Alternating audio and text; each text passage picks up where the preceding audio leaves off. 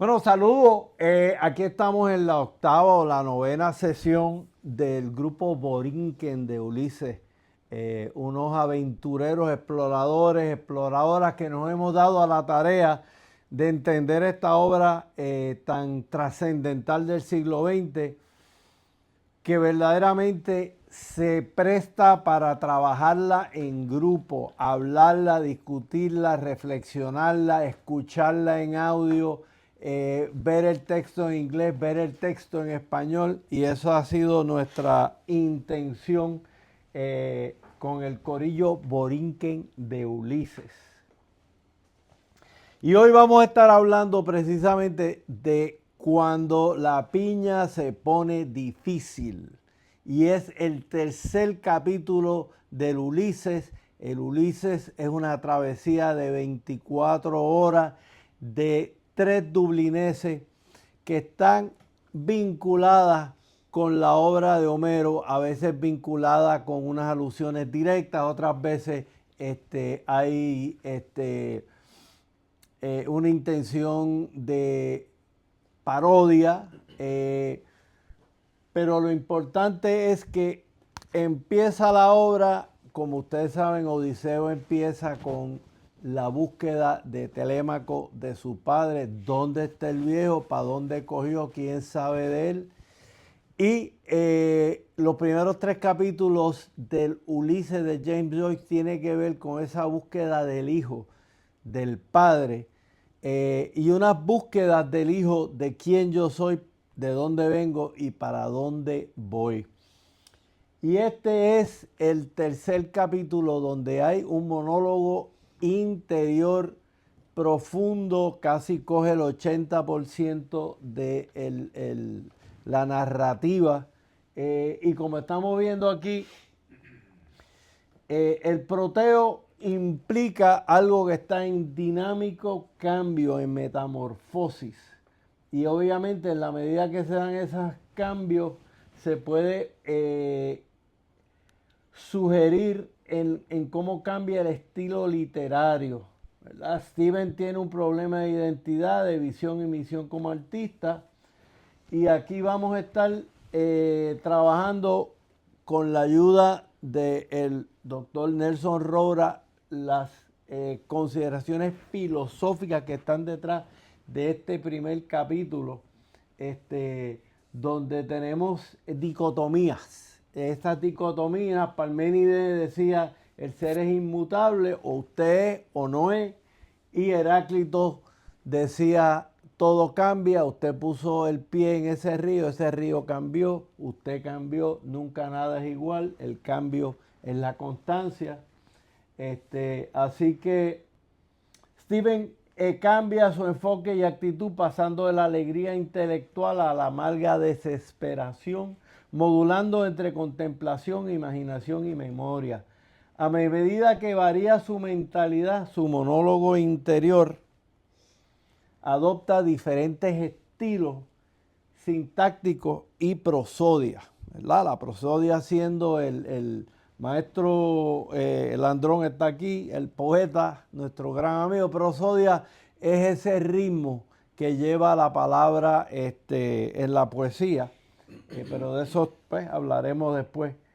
Pero aquí lo importante es este concepto, proteo igual al cambio por su disposición a luchar contra una criatura que cambiaba y transformaba continuamente. Menelao, que es el rey, que ustedes saben que todo el bochinche de la Ilíada se dio porque Helena se fue. Y Menelao ya de vuelta a su hogar, o en el proceso de volver a su casa, necesita información, y el que tiene esa información es Proteo. Pero Proteo tiene una cualidad, es un dios del mar, pero un dios del mar que lo sabe todo, pero no lo entiende. Y también es tacaño para compartir esa información, y por eso es que cambia de forma para que no lo agarren, porque no le gusta chotear las cosas, le gusta guardárselas. Así que Como vemos aquí, al Menelao atrapar a Proteo, esto es paralelo a Steven, quien se ha convencido a sí mismo de que todos los objetos de percepción exhiben flujo proteico y por lo tanto no pueden detenerse, de manera significativa. Y una de las cosas, y aquí termino, ¿verdad?, esta pequeña introducción, es que en el apoderamiento del Ulises, que ha sido la agenda de este grupo, en este conversatorio colectivo, estamos continuamente tratando de ver el bosque y a la misma vez entrarnos en los senderos, en las rutas, en los árboles, o sea, ir del macro al micro. Y por eso es que continuamente decimos que tenemos que inspirarnos a hacer esto. A veces estoy seguro que todos los que estamos aquí hemos dicho, pero ¿y por qué estoy metiéndole tanto esfuerzo a este libro tan difícil? Pero volvemos a acordarnos de que hay mucha grandeza y enseñanza en él. Seguimos informándonos y seguimos adiestrándonos en esa intertextualidad. Y entonces, ya con eso, vamos a darle paso a la presentación del profesor Nelson Roura. Es algo que me ha acercado ahora más al libro. La importancia que hay en el libro a los monólogos. Y yo estoy en una etapa de mi vida donde yo pienso, y ahorita lo comenté contigo, que es más fácil hablar con Dios que hablar con uno mismo. Y en estos monólogos, estos personajes, y sobre todo los dos principales, están hablando con ellos mismos.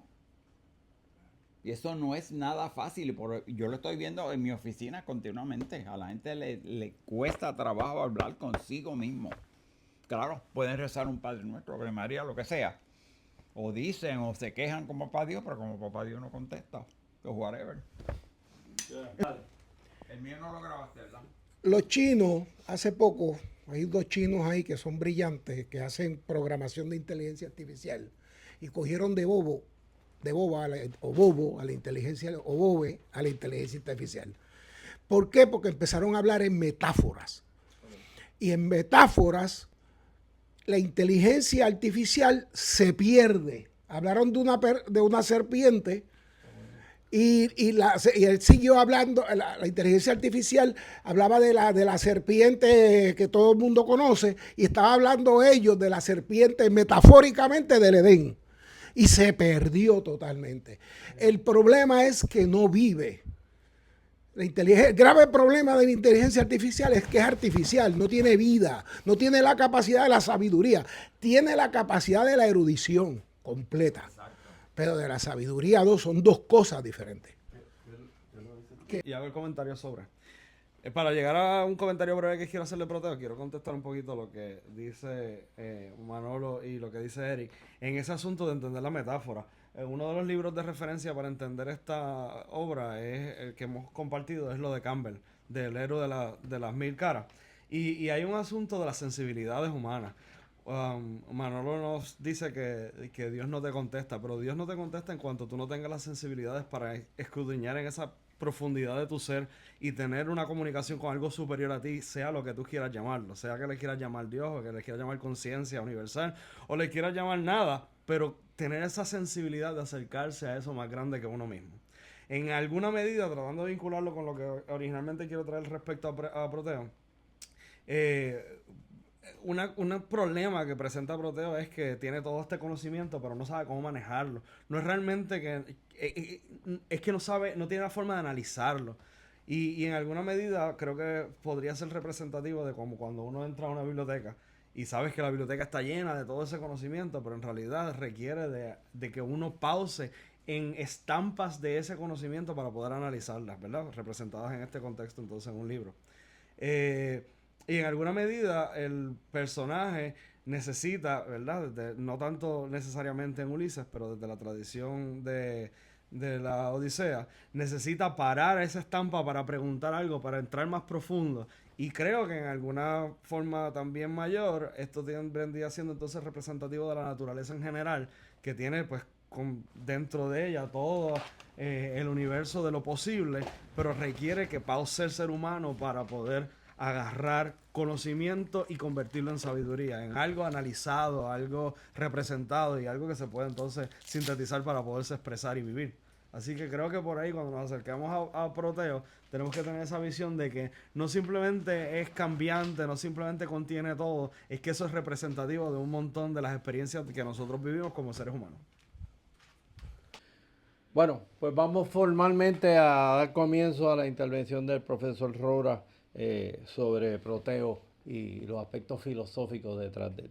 Maestro. Sí, le estoy presentando aquí un esquema de la presentación total, que la vez pasada, después de una introducción sobre mi trasfondo, pues lo llevé a una excursión por la ciudad de Dublín, por la playa de Sandy Mount, que esa diapositiva que están viendo ahí. Después hablamos sobre los significados que tenía Sandy Mount para Joyce, en parte de las invasiones de los extranjeros y de que ahí fue que él enamoró a Nora.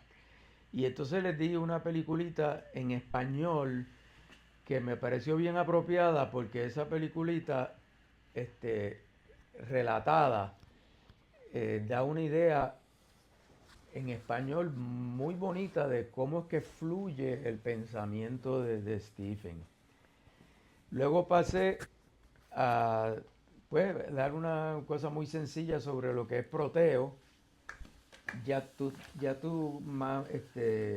Jaime te aclaró lo que es Proteo o te presentó esta peliculita que es mucho más sencilla que lo que él habló. No. Déjalo, sigue. Sí, porque es una peliculita que yo encontré en el internet que en aquel entonces pues era como la introducción que yo quería porque mi presentación va a ir de lo más sencillo a lo más complicado. Y nos habíamos quedado aquí en el tema, que Jaime nos envió una serie de temas que yo identifiqué en el libro y tengo aquí los enlaces a las páginas y a los temas. Uno era ontología de origen, descendencia y esencia, lucha política de Irlanda, vulnerabilidad de la soledad, y después pasaremos a ver la descripción del capítulo por Hofferman. Entonces, algo de los símbolos que hay en el Ulises, como el bastón del freno, mi primer viaje de Irlanda, porque yo me interesé en Irlanda. Y entonces, ¿qué vamos a empezar a ir? A lo de las percepciones. Y estos son cosas que yo he adoptado de presentaciones anteriores que he hecho en distintos círculos. Y después hablaremos del lenguaje como actor. Entonces adopté una de las diapositivas que Jaime nos envió, que están súper bien organizadas, no hay manera que yo pueda superar eso, para entonces entrar a profundizar un poquito sobre lo que yo aprendí de Platón, de Aristóteles, y entonces un poquito de Kant, sobre la meditación del ónfalos. Y ya los otros temas que yo tengo aquí son cosas que yo quería trabajar, no necesariamente las trabajaremos hoy, pero es que el doctor Claudio nos envió unas referencias muy buenas sobre el pensamiento actual o sobre las neuroimágenes que están usando para la investigación, para entender los sueños, la meditación, qué ocurre con las ondas cerebrales. Y yo quería presentarle una comparación de lo que estábamos enseñando hasta hace poquito en términos de ondas cerebrales, electroencefalograma y polisomnografía, para entonces hablarle un poquito de meditación, porque el estudio que él nos envió pues usa una meditación diferente a la que yo conozco y eso es un tema muy relevante. Y después hablar un poquito de arte, ciencia, intuición y tiempo-espacio. Muy bien. Nos habíamos quedado en esta área y les comenté la vez pasada que yo me tomé la libertad de cambiar un poquito el orden como se presentan los temas en el capítulo, porque quiero empezar con cosas más sencillas para después entrar en lo más profundo. El tema de la ontología del origen, la descendencia y la esencia, la creación de la nada, que en Proteo, Stephen thinks of his physical origin as a small being locked, squealing into life. O sea que a él lo alaron y estaba chillando para llegar a la vida. Y ahí, pues, ¿quién lo alaba? Pues la comadrona. Y entonces trae el tema de la creación de la nada y aludiendo a la teología católica. Y en estos enlaces que tenemos del Joyce Project, que ahorita yo los voy a llevar a la navegación por si alguno no está utilizando, quiero destacarle lo que habla de Dante sobre esos temas, lo que pasó con el credo nicene, y entonces voy a entrar a los últimos dos párrafos, que después de él pensar sobre sí mismo, como que él fue engendrado, él no fue creado de la nada, sin embargo entra en un recuento espiritual. Dice, from before the ages he willed me, and now may not will me away or ever. Entonces una de las cosas que mencionan por ahí es que de la nada se creó el alma y el cuerpo quizás no, y entonces ese es uno de los temas que podemos hablar más a profundidad, y ahí cuento con la asesoría de Samuel, por favor.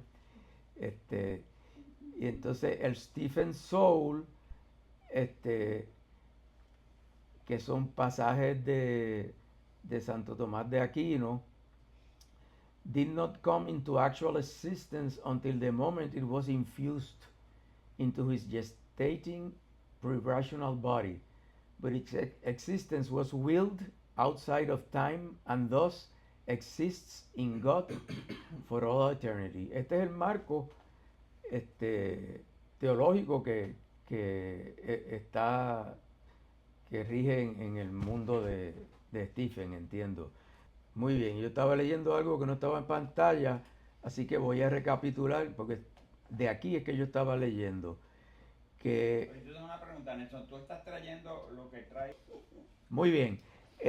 Yo estaba leyendo de unos enlaces del libro que yo leo, que es el del Joyce Project, que después se los voy a presentar. Estoy yendo los enlaces porque me parece que es un inglés más fácil de entender y que hay unas explicaciones que para los que, por ejemplo, yo no tengo una educación profunda en teología, pues aquí me aclaran cómo es que piensa Stephen en términos de su origen físico, en términos de lo que es la creación de la nada, en términos de lo que y lo que se presenta en la Divina Comedia.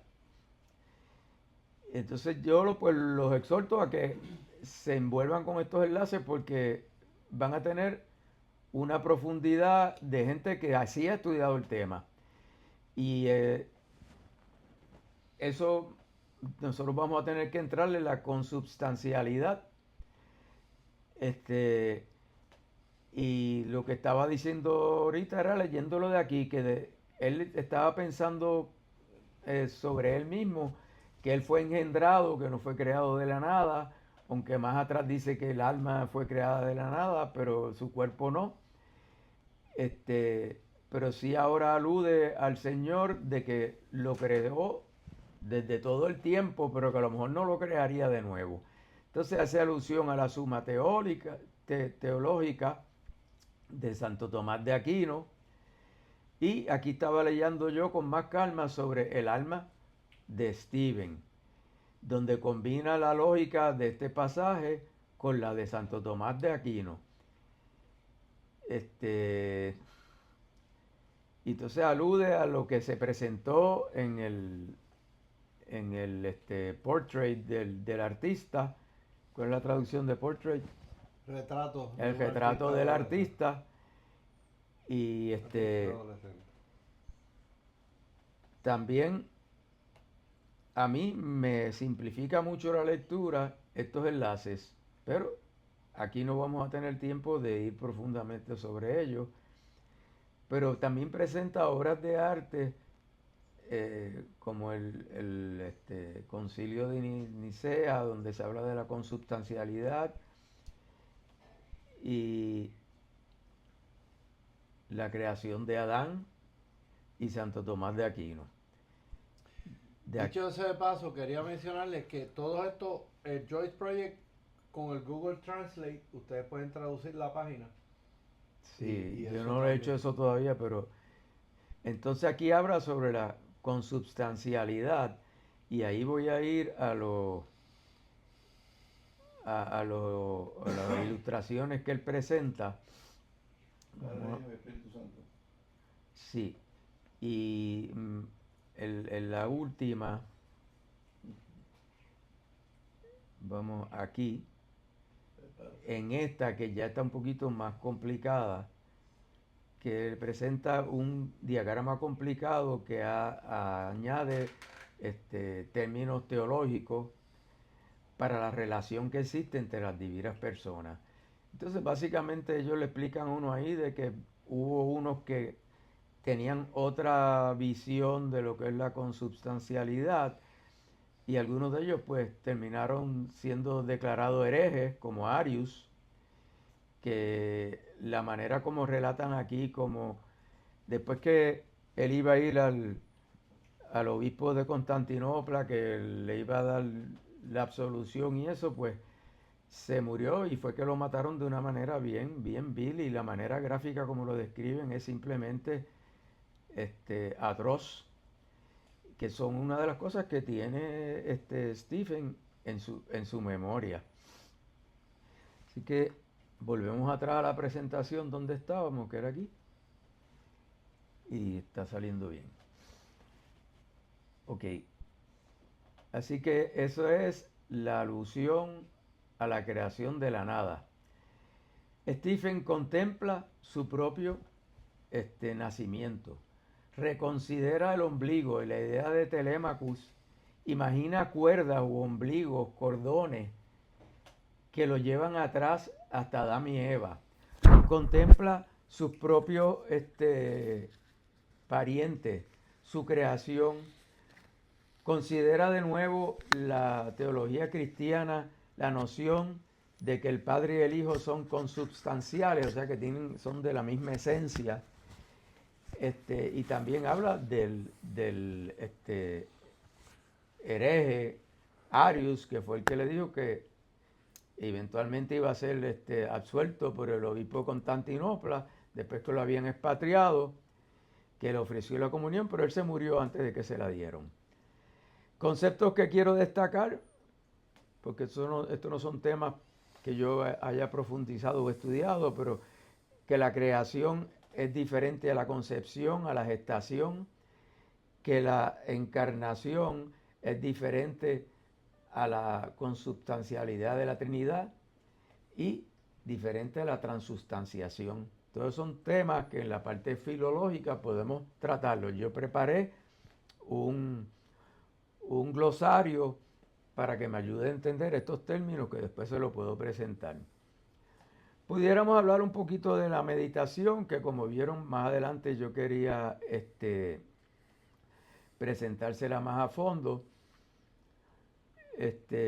Y aquí me gustaría, alude a Nietzsche, alude a...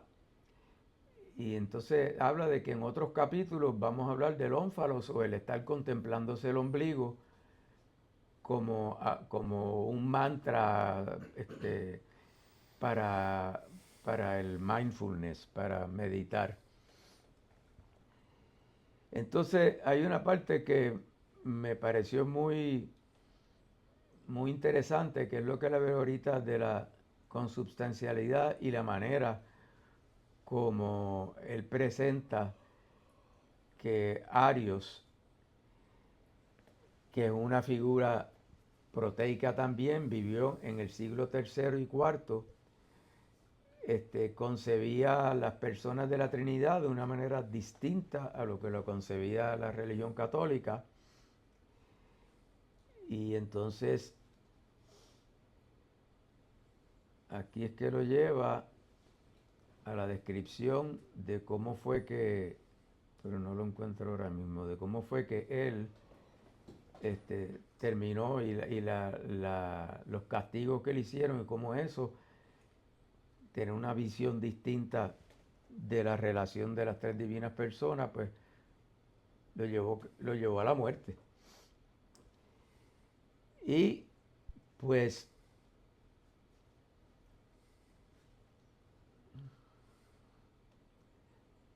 me llamó la atención los compuestos neologísticos, que no es lo mismo que el multilingüismo caleidoscópico, en donde él analiza las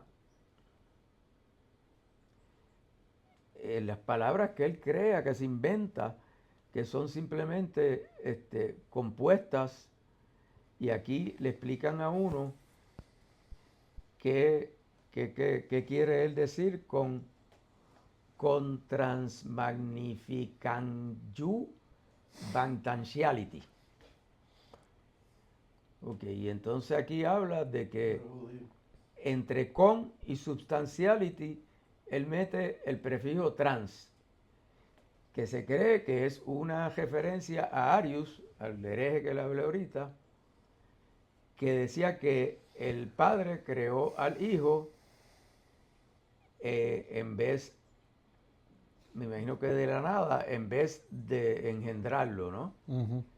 Y entonces también alude a la transubstanciación, ahí se le explican bien que es ya eso es relativo a la comunión, ¿no? La metempsicosis, que es la transmigración de las almas, ¿no? Y ahí sí yo les puedo hablar un poquito después cuando hablemos de Platón, porque a mí me impresionó muchísimo el libro 10 de la República, que la di con Roberto Torretti en una edición que traje el libro ahí, que tiene el griego y el español. Y ese viaje de la transmigración de las almas, simplemente es una de las primeras obras de literatura en el mundo de la filosofía, que es digno de leerse. Así que más tarde yo les hablaré del libro 10 de la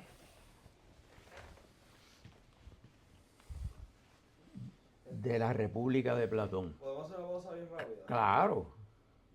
Estamos descifrando este neologismo compuesto, que es que tiró ahí un montón de palabras y están explicándote por qué se puso el trans ahí, y él cree que hacía alusión a Arius y al credo de Nicea. Entonces, habla de la parte magnífica que dice la palabrota esa, y por qué incluye un judío ahí, que es bien pertinente a la obra de Joyce, y el griego también. Mira el ban. Y el ban, ¿qué quiere decir? Por el contrario, la palabra ban parece abierta a diversas interpretaciones, apegarse estrictamente a lo teológico, disputas que Stephen reflexiona. Así que esta es una manera de uno quizás entender un poquito mejor de dónde saca los recursos Joyce, por dónde viene. Y entonces, como hemos hablado de Constantinopla y de Arius, la manera como lo mataron no lo encontré, pero esa parte es digna de leérsela porque es que hasta morboso, la verdad. Y aquí pues a mí se me ocurrió crear un neologismo compuesto, que es que como él terminó en Constantinopla, pues yo digo que el arzobispo de Constantinopla necesita arzobiconstantinapolitanizarse, Porque aquel, Estaba pensando yo también, ¿ves? aquel que los arzobispos... esa palabra? Claro, el arzobispo de Constantinopla se quiere desarzobipolitanizar y el desconstantinopolitanador que lo desconstantinopolitanizare, pues el desconstantinopolitanador será. Muy bien. ¡Opa! Aquel que, Sí. lo arzo- Años lleva eso. aquel que lo arzobisconstantinapolitanizase, buen arzobisconstantinapolitanizador será. Diablo, yo me quedé con pancha plancha, pero ese Bueno. está fuerte. Está fuerte. Entonces yo le... Pues estoy impresionado. Jaime, y el del cielo, ¿no lo sabe? Que el cielo No lo había está oído. nublado. Ah, sí. Sí, ese sí. Ese lo sabemos. Ese lo sabemos. Hay una... ¿Qué nuevo? Eso de Busí, Sí, señor. Cristiano Fauno, Sí, señor. Lo reconocí. del Farma. Pues ahora nos atañe hablar sobre la lucha política de Irlanda, que yo entendía que era un tema bien importante que abordáramos bastante al principio en la presentación.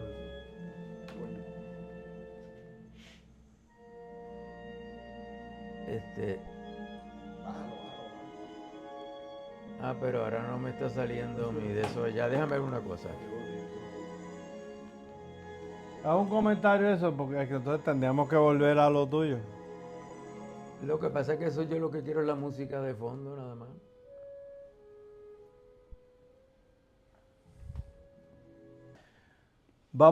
Hemos estado hablando sobre todas las implicaciones y las lecturas que hay de este texto.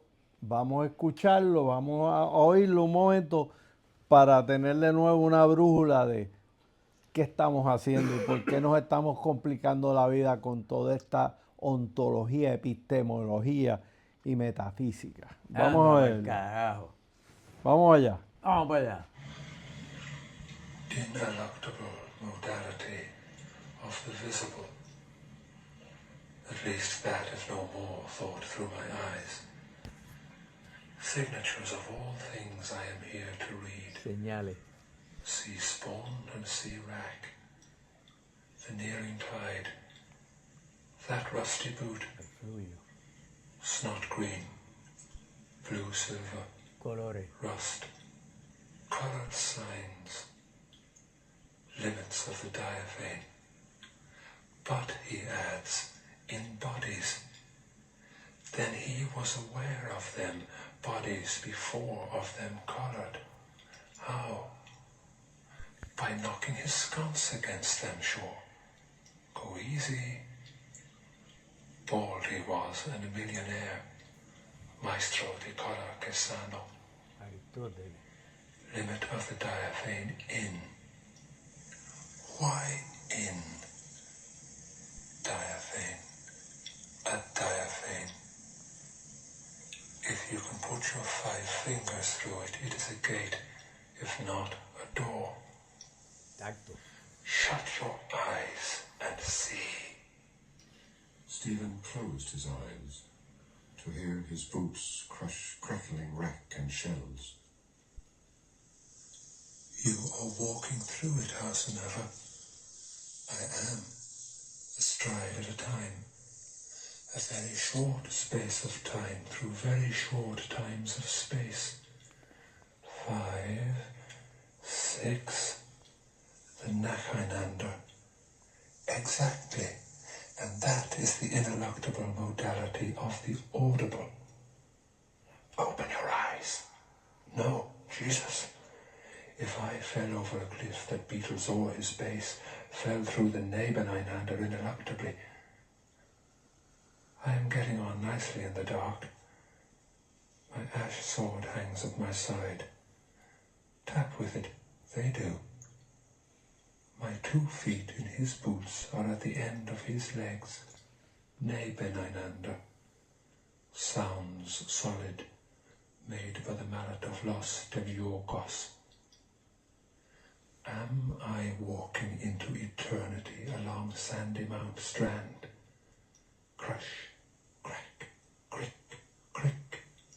Wild sea money. Domini dissecens the more. Won't you come to Sandy Mount, Magdalene the Mare? rhythm begin. Muy bien. Así que obviamente la densidad que hay en esas primeras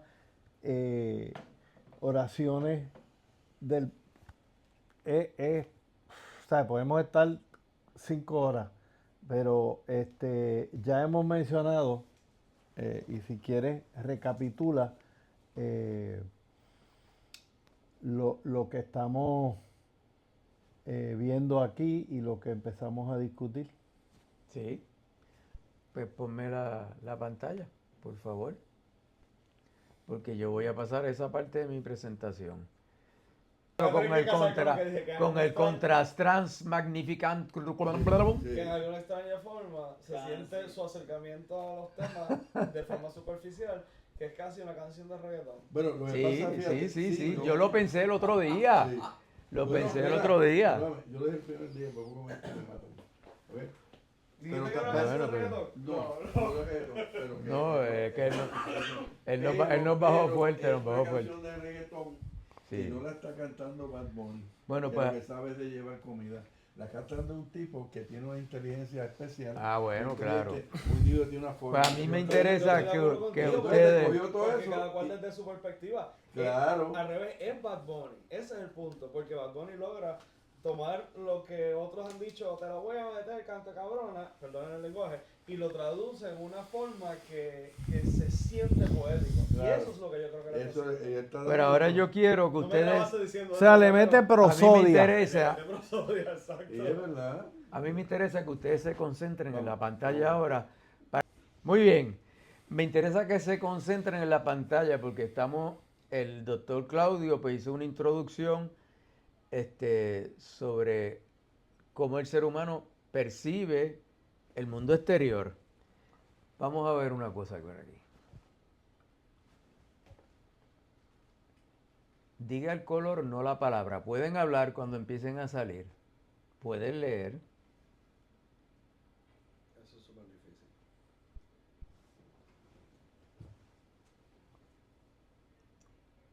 Verde, rojo, azul, amarillo. ¿Qué quiere que diga? El color Azul, brown, rojo, azul. Amarillo, azul, rojo. Te cuesta trabajo, ¿verdad? Sí, el amarillo, azul. Claro que sí. Sí, Esto no le recuerda a Proteo. sí, pero ¿por qué sí, pero, Nice. sí, pero ¿por qué te cuesta trabajo? Por lo que dice aquí abajo, dice. No lo he visto. Bueno, En sí, términos pero- fisiológicos. Por eso mismo, o sea, porque es que ya tú El tienes hemisferio fijo. derecho trata de decir el color, pero el hemisferio izquierdo insiste en leer la palabra. Claro, porque tú tienes las dos. ¿Qué tú leíste? Yo no leí. Yo tampoco, yo me quedé así como mirando. Pero entiende, Yo me quedé así. pero lo puede hacer ahora, ¿entiendes la paradoja? Lo que pasa, sí, no, pero. no lo entiendo todavía. Sí, claro. Lee Léelo esas abajo, léelo esas abajo. palabras, dije el color, pero no la palabra. Empieza por la primera de mano izquierda de arriba. Donde dice azul es rojo. Ahora estoy entendiendo. La primera palabra dice amarillo, pero es el color verde. La segunda palabra dice azul, pero es el color rojo. Pero eso es para nuestra cultura. O sea que lo que queremos es que digas el color, no lo que esté escrito. Estoy perdido. En este momento estoy en momento senil. Azul es rojo. Doctor, usted El cuando negro uno- amarillo. Y eso no se- Lee el color de la primera palabra. Ay, dame, no sé si es- no tenemos el puntero todavía. Ahora, Pues estábamos hablando del glosario que yo preparé, que haré alusión a él periódicamente, y estábamos hablando de la palabra aprehender, que es atrapar, coger, atrapar. Y eso me sugiere a mí lo que pasaba cuando tú querías atrapar a Proteo para que te dé el conocimiento. Aprender es concebir las especies de las cosas sin hacer juicio de ellas o sin afirmarlas ni negarlas. Es adquirir conocimiento, asimilar, instruirse, captar, percibir, concebir, comprender, entender, distinguir, discernir. Bueno, pues eso como una introducción y volvemos allá donde estábamos. Estábamos haciendo este ejercicio de cómo es que ocurre la cuestión con la percepción. Y seguimos adelante. Yo quiero ponerlo en presentación. Le quitaron la... Ah, sí, se le fue, yo se la pongo después. Ah, sí, ya yo la tenía ahí. Vamos a poner ahora Extended. Ok. Y vamos a escapar aquí. Ahí es lo mismo que yo le estaba leyendo, no me acordaba que lo había puesto en la presentación, pero es aprender, que ya lo hablamos. Pero la palabra que a mí quiero destacar por ahora es lo ineluctable, que es inevitable, inescapable, contra lo cual no se puede luchar. ¿Por qué no hablar de lo que tenemos ante nuestros ojos? Que es otro de los planteamientos de Stephen. Como por ejemplo la Irlanda degradada, caída y corrupta. Esos son los temas que le inquietan. Esteban observa el mundo exterior, los colores, los sonidos, el ritmo de la naturaleza, aunque todo esto le sirve únicamente para confirmar o refutar sus especulaciones.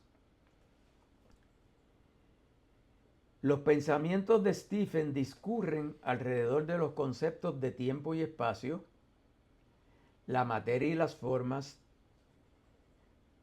de la lengua, o sea, alrededor de los conceptos de la lengua y la mutabilidad de las cosas. Aquí tenemos unos recursos que pienso utilizarlos después, como el doctor José Muriente, que nos ayude con la cuestión de tiempo y espacio, y el doctor Claudio, que le gusta la metafísica, pues hablar de la materia y la forma. Pero aquí yo quería hacer una presentación sumamente sencilla, porque a mí me inquieta la manera como aluden a epistemología y brincan a conclusiones, y yo tengo una visión muy simplista. Uno de mis intereses ha sido la neurofisiología, lo incluyo mucho en mis cursos, y pues he reflexionado sobre la experiencia de la percepción a través de los sentidos. Nos relacionamos con el mundo exterior a través de los sentidos, es decir, a través de órganos que contienen neuroreceptores especializados en captar diferentes tipos de estímulos. Eso viene siendo lo fisiológico, ¿no? Pudiéramos decir que son instrumentos que utilizamos para internalizar señales que provienen de nuestro entorno, del mundo de los fenómenos. Okay. La primera reacción a esos estímulos pudiera ser instintiva, automática y manejarse en la periferia. Por ejemplo, alejarnos de un estímulo nocivo como el fuego. Eso es estímulo-respuesta. Una vez internalizamos los efectos del estímulo, lo procesamos convertido en impulso nervioso por mecanismos neurofisiológicos más complejos. Así, primero, subconscientemente distribuimos la información percibida a centros específicos, correspondientes de una manera automática. O sea que aquí hay una especificidad entre un tipo de estímulo, un tipo de órgano receptor y la parte interna en el sistema nervioso central que corresponde a ese estímulo ya procesado como impulso nervioso. También ocurre un procesamiento subconsciente decisional de escoger hasta qué nivel de conciencia se va a llevar la información. A diferentes niveles se compara con información proveniente de receptores que captan el medio ambiente interno y de centros que generan energías, como estados anímicos e información del pasado.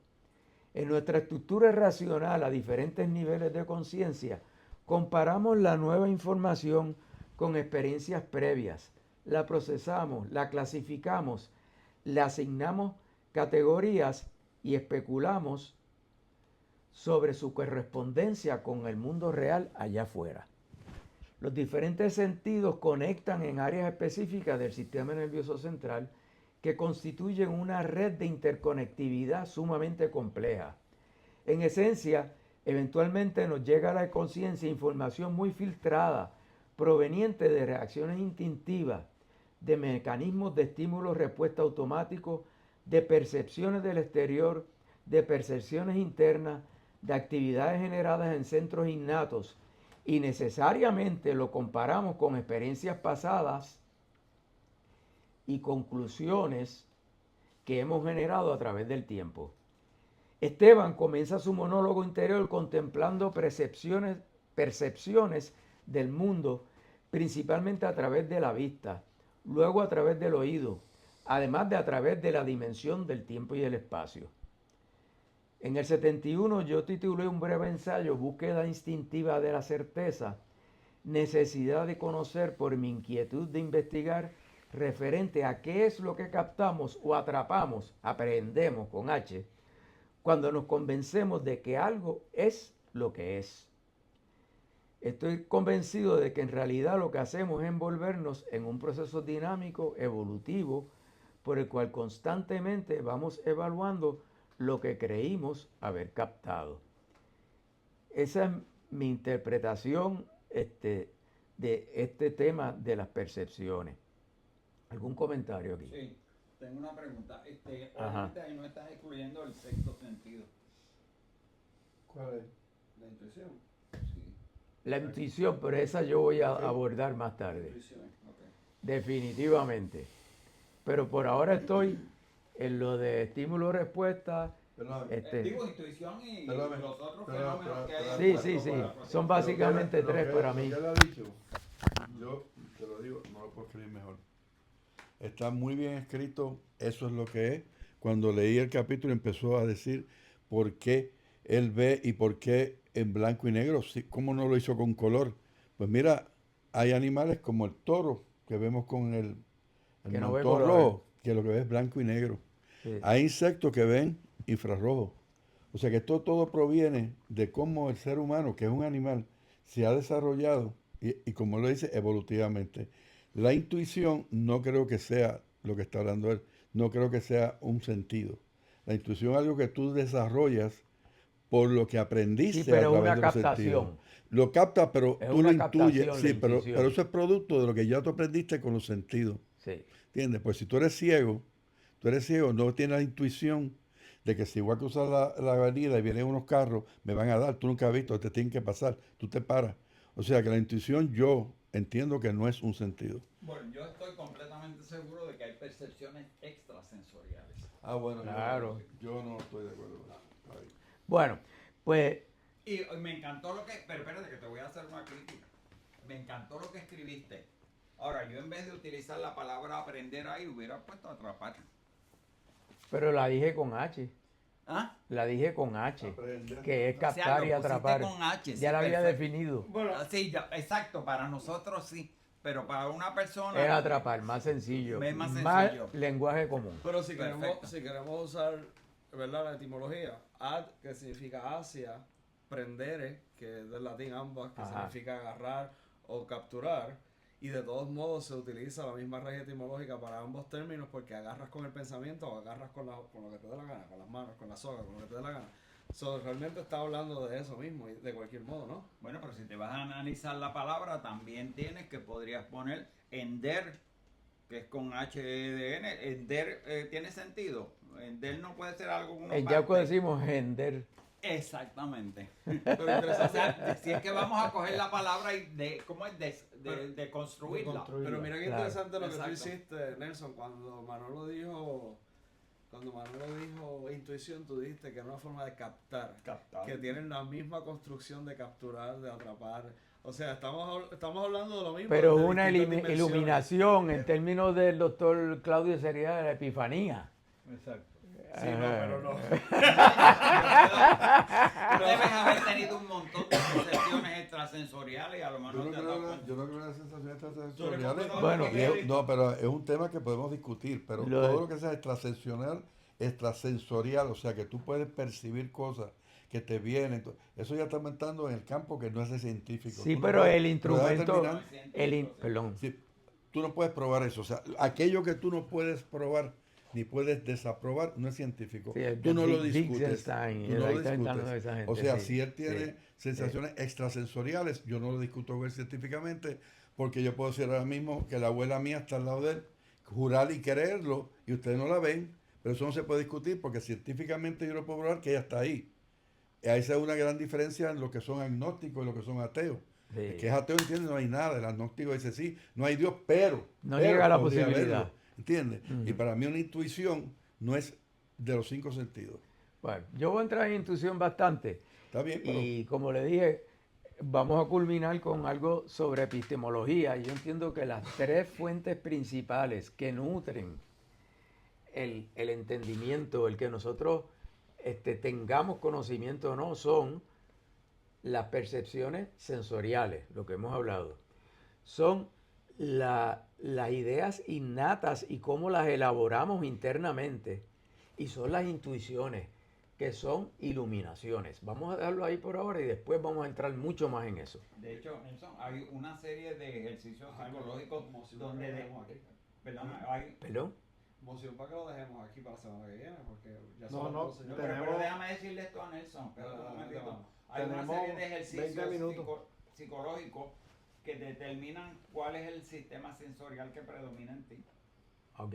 Y de hecho, nosotros lo discutimos en el seminario de familia. Yo sé que en mí predomina lo visual. Y pues nada, alguien fue a una conferencia de estas y pues se aprendió eso. Manolo, ¿y cómo eso vincula con los tipos psicológicos? Esto no lo sé todavía. Extrovertido, intuitivo, Sí, porque dentro feeling, de perceptive. cómo tú capturas, por usar una nomenclatura universal. Sí, pero ahí tú entras en características de la personalidad de un individuo. Y yo opino que nuestra personalidad todos tenemos de todo un poco. Que podemos tener desde lo más sublime hasta lo peor. Lo que pasa es que, claro, Pero dependiendo de las circunstancias, tú y tratas de desarrollar lo más positivo que puedas hacer. Ojo, Pero afloran unas cosas más comúnmente que otras. claro. pero ahí volvemos a lo mismo. Ahí volvemos a qué es lo que se adquiere con la cultura. Entonces entraríamos en la teoría de la Y relatividad. entonces, no, ahí no, la teoría de la física no tiene nada con esto. Estamos hablando de la cultura. O sea, dependiendo de la cultura donde tú te crías, tú vas a tener unos valores. El ser humano no nace malo y bueno y tiene todo eso cuando nace. El niño no es eso. El niño se va desarrollando. De acuerdo a tu cultura, tú desarrollas lo que es más valioso, lo que es menos. Eso lo vemos simplemente en un japonés, un chino, un americano, un puertorriqueño. ¿Cuáles son los valores que adquiere? Cuando tú dices que todo el mundo tiene algo malo y bueno, no, todo el mundo no tiene algo malo o bueno. Todo el mundo desarrolla algo bueno. Yo tengo estudiantes que son... Tienes el potencial para desarrollarlo.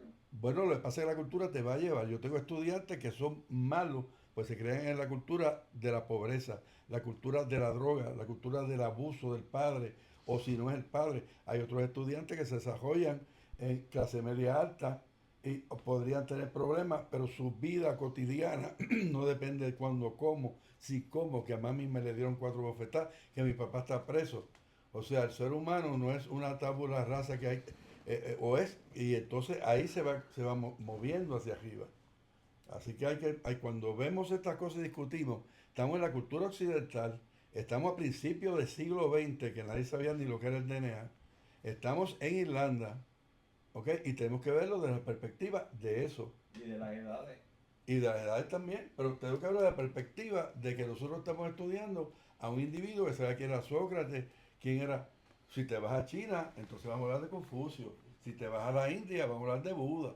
O sea, dependiendo, si te vamos al Medio Oriente, entonces vamos a hablar del Corán. Y por eso es que ahora mismo vemos las tensiones entre, ahora mismo no, toda la historia de la humanidad, una historia de tensiones. Bueno, Nelson, ¿qué Bueno, vas a decir? continúa, tenemos 20 minutos. 20 minutos. Ok, pues entramos, porque adelantamos a lo que yo tenía en la presentación, al mundo de la epistemología, muy superficialmente, que después vamos a entrar con más profundidad. Entonces se nos queda sobre el tapete déjame cambiar aquí, el lenguaje como actor, que es uno de los temas centrales en Ulises. Entonces ahí es que pues yo me di a la tarea de preparar el glosario donde definía ontología y metafísica, y eso es para el doctor Claudio, que le gusta eso. Pero como el proteo es sobre filología, pues busqué la definición de eso. Dice que es el amante del estudio de la lengua, ciencia que estudia las culturas tal como se manifiestan en su lengua y en su literatura, principalmente a través de los textos escritos. Y la literatura es el arte de la expresión verbal, conjunto de las producciones literarias de una nación, de una época, de un género. Y la novela, que es lo que estamos leyendo, me parece esto una definición bastante superficial, pero fue lo que encontré. Obra literaria narrativa de cierta extensión. Narración, historia, ficción, relato, cuento, fábula, leyenda, romance. Y en el caso de Joyce, pues trata de redefinir la literatura, porque según dice Jonathan McCready, que fue un artículo que tú nos enviaste, literature in James Joyce is a specific type of speculative fiction. Joyce functions as a character within the text, and the story is told within some kind of alternate history. Authors have deemed it important to recreate his character fictionally in multifaceted forms. Artistic innovator who deserves homage and has been reinvented as a pop culture icon.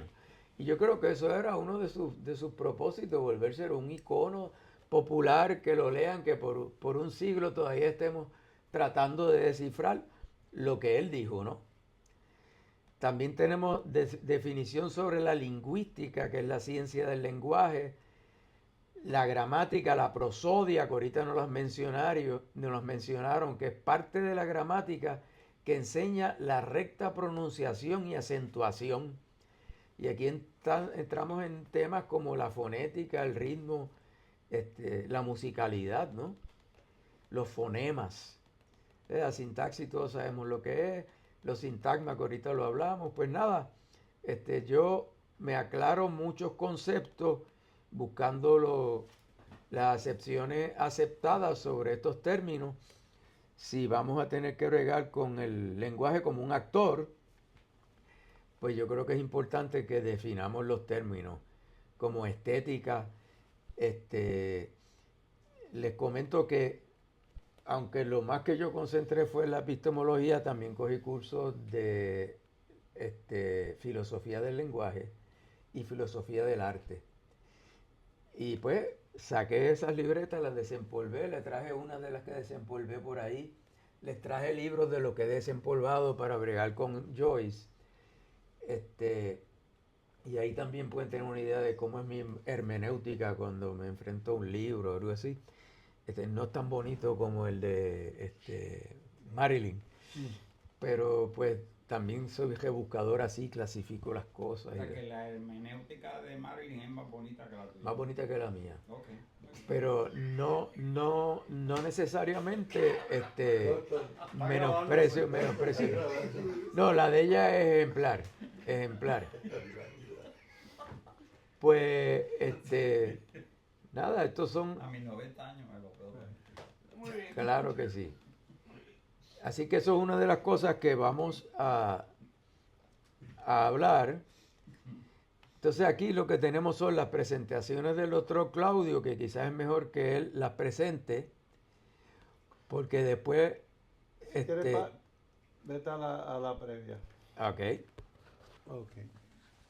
Fíjense qué interesante que el principio del capítulo, ¿verdad? Ineludable modalidad de lo visible. Fíjense que Aristóteles en la metafísica empieza diciendo: todos los hombres por naturaleza quieren conocer. El ejemplo es la delicia que tienen en los sentidos, porque más allá de su utilidad, los aman por lo que producen, por lo que son, y ninguno más que el sentido de la visión. O sea que sincrónico totalmente el comienzo de Proteo con la metafísica de Aristóteles. Así que eso me estuvo bien interesante. Dale al próximo. Sí, Oye, hay una noticia ahora en el periódico de un político que ¿cómo es? Escribió un libro hablando como que ahí es un filósofo hablando. Sócrates versus Trump. ¿Ah? Carlos Dalmau, Sócrates Sí, versus sí. Trump. Ah, es Sócrates. ok. Yo vi una entrevista de él, te dije, me encantó. Está muy Sí. bueno, está muy bueno porque pone a Trump como un sofista, no lo pone, o sea, lo pone como un tipo que está, tiene una verborrea y Sócrates está tratando de hacer una retórica correcta con él. Pero Platón. él es un sofista. Platón criticaba mucho a los sofistas, todos esos diálogos, porque los sofistas eran básicamente los que educaban para ganarse la vida con chavos. Claro. Y eso Platón lo Claro. degradaba. Y- Así que eso eran los sofistas en la Atenas. Dale a eso para ver esto de Berkeley, que y yo creo que con eso vamos a terminar, pero dale ahí. ¿En dónde lo de aquí? Ahí, sí. Bueno, dale para atrás. Alan Turner se llama el- Pero yo le puedo hablar un poquito de esto si quieren. Sí, no, es que era una animación lo más Sí. interesante. A mí que me tiene interesa que leamos esto con calma. Ujú. Pero yo, por ejemplo, que él es a Barkley, porque él es Barkley, lo categorizan, sí, Berkeley es el de California, allá dicen Barkley, no sé por qué. Barkley, ok. Bueno, a Barkley lo categorizan entre los empíricos. Yo no he estudiado a Barkley, pero estudié a Locke, que es el grande de ellos, y a Hume, y su interacción con el racionalista Leibniz, que estaba allá en Alemania y estos acá en las islas.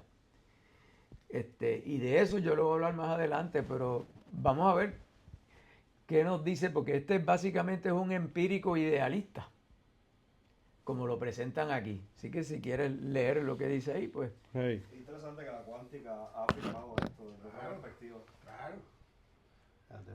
¿Te lo pongo de nuevo? No, déjame. Después de esa disertación que hace Steven del monólogo, ve a unas parteras, y esto quiero hacer esa conexión porque él habla del ónfalo, ¿no? Contempla su propio nacimiento, imagina que una de esas mujeres tiene en su bolso un feto muerto con un cordón umbilical que lo lleva a reconsiderar la idea del ónfalo de Telémaco. Imagina caprichosamente los cables que unen a todos con Adán y Eva como si fueran un telefonista. Y lo interesante de eso es que empieza a traer el árbol de la vida, ¿verdad? Que todos estamos conectados y somos descendientes de una misma primogenia, ¿no? O sea, y esa descendencia, no vamos a entrar en detalle en ella, pero sí, una cosa que la traigo para placer mío y del compañero muriente aquí, es la interconectividad de la vida y cómo termina el origen de la especie y cómo está este diálogo aquí, ¿Cómo termina? ¿Qué? cómo termina el origen de la especie de Charles Darwin, el libro, ¿verdad? Y las ponderaciones de Stephen, ¿no?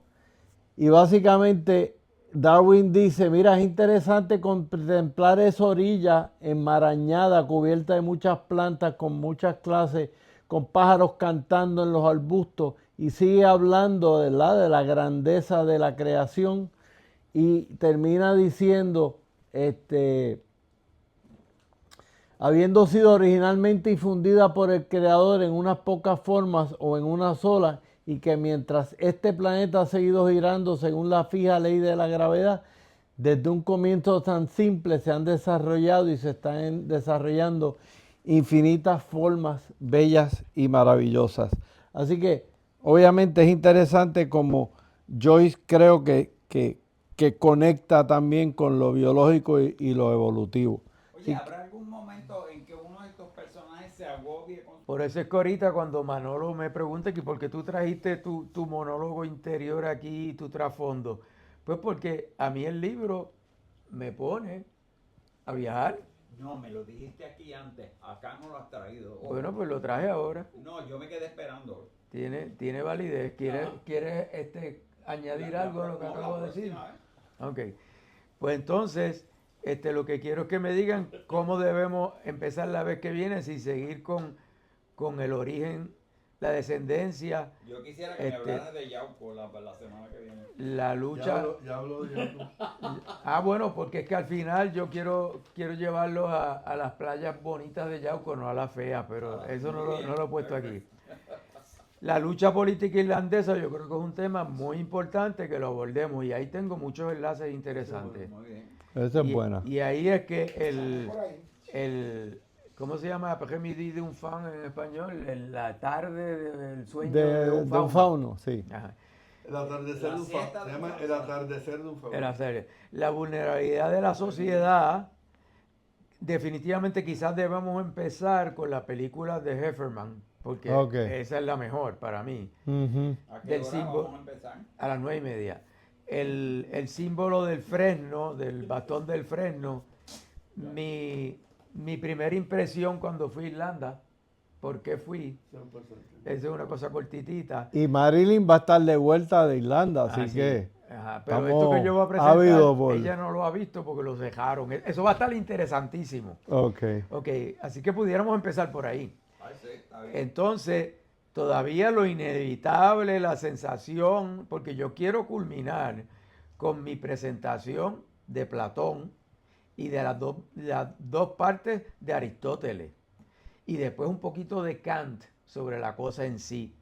Yo Nada no de voy a estar Sócrates. feliz hasta ahí. Entonces, Jaime acaba de hablar del ónfalo, pues me parece muy pertinente hablar del ónfalo y de lo que, pues, Del ombligo. las otras cosas. Así que posiblemente podemos empezar con Irlanda Hey, y a Yauco te llevo después.